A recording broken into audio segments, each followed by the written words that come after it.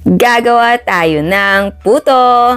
Bakit puto ang ginagawa natin? Dahil gagawa rin tayo ng palabok. Oy, wag yung isumulin ang puto dahil ang puto ay bagay sa palabok, dinuguan, pansit canton, lume, at sa spaghetti.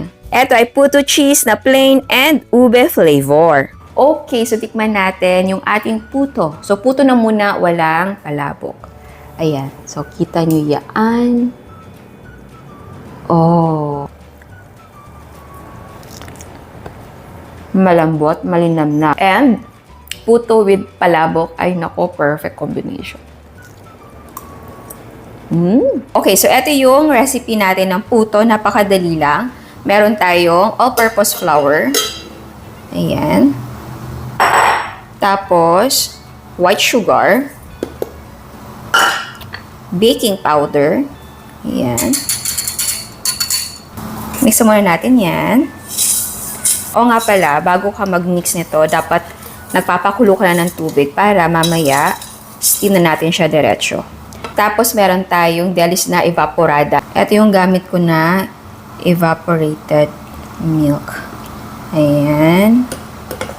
Tapos, maglagay tayo ng cooking oil. Vegetable oil lang yan. Or kahit ano available sa inyo na cooking oil.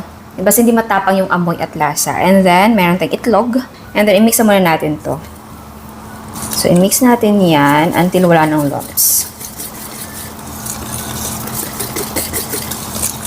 Alam niyo ba, ang bango niya dahil sa evaporada na gamit natin. Wala pa akong inilalagay dito na vanilla flavor, ha. Ang bango niya. Ang bango ng delis na evaporada. Okay, so, ngayon naman, ito ay optional. Dahil dalawang flavor yung gagawin natin. Ube, tsaka yung plain or regular or vanilla. So, i-divide natin siya into 2 equal parts. Okay, so i-eyeball na lang natin. Ayan. Oopsie. So, para sa ube, ito yung gagamitin natin. Kahit anong ube flavor, pwede naman, liquid or powder. Tapos, ito naman yung vanilla flavor natin. Oh, mix natin yan. Tapos, ito.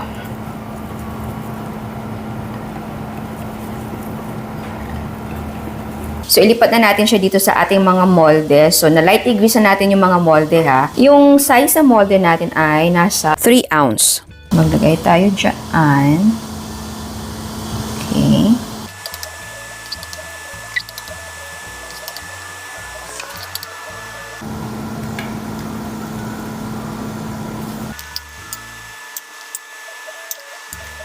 Tapos, ay lagyan natin ng keso. Tapos ay maglagay tayo ng malinis na tela. Panipatuluan ng tubig or steam ang ating puto. Tapos isalang natin ito at lutuin natin for 10 to 15 minutes over high heat. And ayan, yung ating mga puto. Tapos ay i-rest mo lang siya ng mga konting minuto lang. Yung ma-handle mo na siyang hawakan dahil madali lang siyang tanggalin. Ito, oh. Ganyan lang. Oh. Diba? Eto na ang ating mga puto. Ready na para sa ating palabok. Para naman sa recipe ng ating palabok ay abangan nyo ang next upload natin. Okay, so tikman natin yung ating puto. So, puto na muna, walang palabok. Ayan. So, kita nyo yan. Oh, alam nyo, napaka-underrated ng puto dahil, nga naman, very common, kahit saan pwede. Kahit pumunta ka ng mga bakery, meron. Sa Goldilocks, diba meron? So, tikman natin siya. Malambot, malinamnam.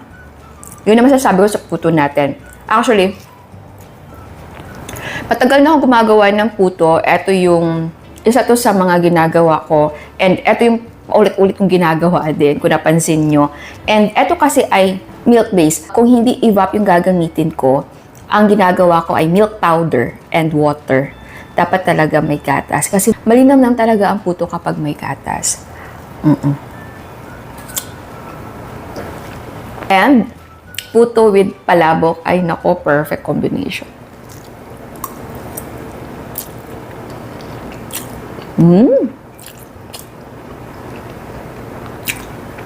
Ang sarap. Kung gusto nyo magnegosyo, nako, magpalabo kayo tapos partner nyo ng puto. Kasi pwede din sila mag-order sa inyo ng isang bilaong puto tapos isang bilao na palabok. Di ba perfect? Kaya naghahanap kayo ng puto na masarap, na malinamnam, na hindi kayo mapapahiya. Eto po, gawin nyo siya. Pwede kayong gumawa ito sa bahay, test nyo, kahit kalahati lang muna na recipe, tapos gawain kayo ng kalahati ng palabok.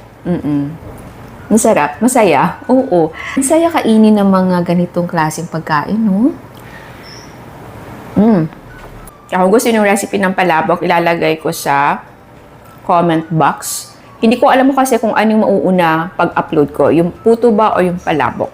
So ayan, sana nagustuhan nyo ang recipe natin ngayon. Ciao! At sa mga hindi pa nakasubscribe, please subscribe sa ating YouTube channel and please click the notification bell and please click all para ma-notify kayo sa lahat ng uploads. And please don't forget to like our Facebook page and follow us on Instagram. Thank you!